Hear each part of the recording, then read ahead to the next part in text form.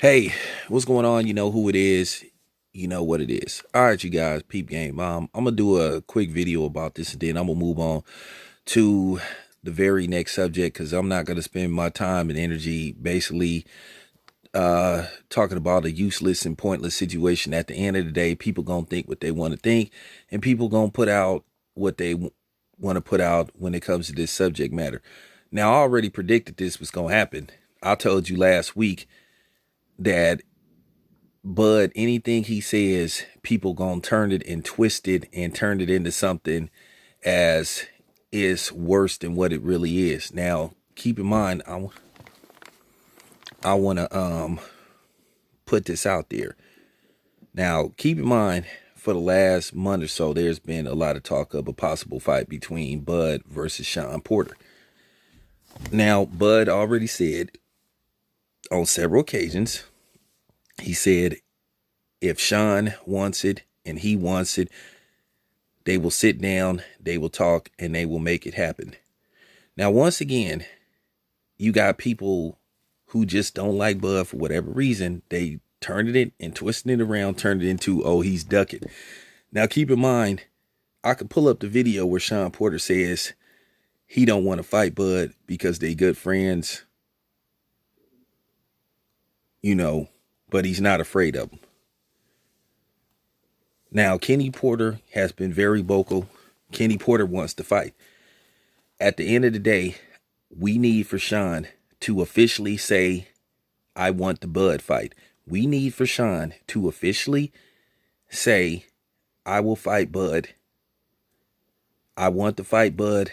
Let's make it happen. Then, if Bud doesn't make the fight, or Bob Arum doesn't make the fight, we got a problem. Now, I saw Bud, he did his interview with The Zone. I mean, at the end of the day, it is what it is with Bud. He talked to those guys, but he doesn't want to talk to us. I'm over it.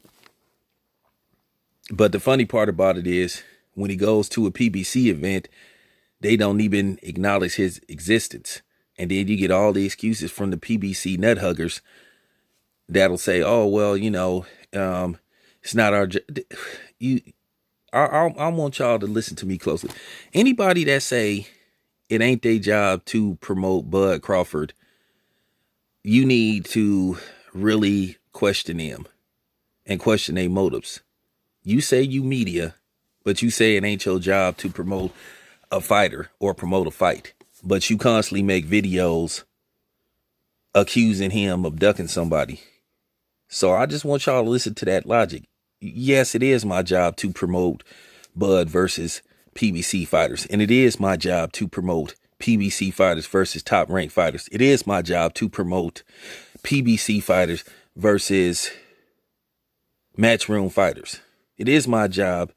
Well, I don't want Golden Boy to make a cent, but to a certain degree, it is your job.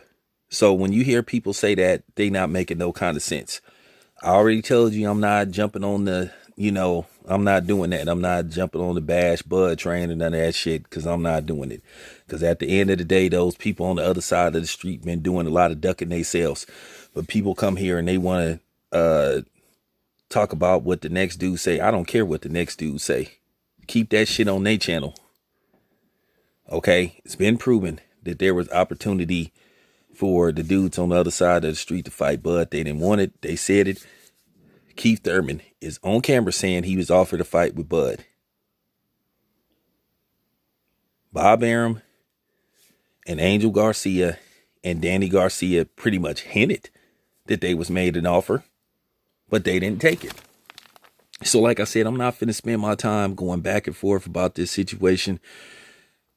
I guarantee you, if Bud was to take the fight, then the next thing would be, oh, Bud is fighting the dude coming off a loss. Oh, Errol Spence softened, and then let's just say Bud stopped Shumper. Oh, somehow, some way, that would be somehow Bud's win versus Sean Porter would be Errol Spence's. Oh, well, Errol Spence softened Bud up for I mean, excuse me, soft as shine up for Bud. So I don't feel like doing that. Whatever happens with Bud, I'm just gonna report it and I'm gonna leave it at that. Whatever happens with Errol Spence, I'm gonna report it and leave it at that. Cause I'm bowing out of this bullshit. It is what it is. It's okay to root for, like I said, your favorite guy. If you an Errol Spence fan more than you a Bud fan and vice versa, that's fine. But like I said, the problem that I have, it then turned into a black pride thing. It then turned into a you know, for real, it then turned into a militant debate. Who's more blacker or who's not black enough? And we know some of the dudes that didn't push that line. It's been a few of these dudes that didn't push that line, but nah, not me. Like I said, as far as Bud go, talking to the media, I'm just over that.